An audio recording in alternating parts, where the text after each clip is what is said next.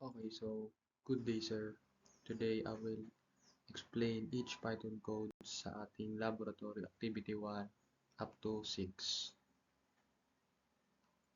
Let's start.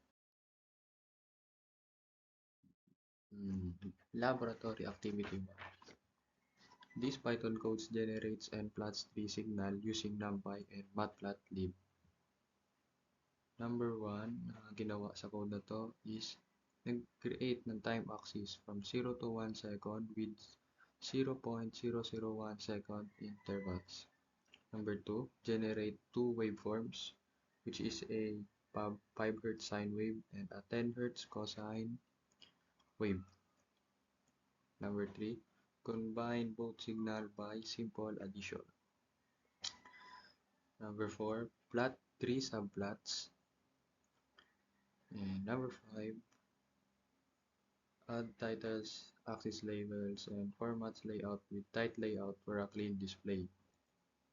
Output will look like this.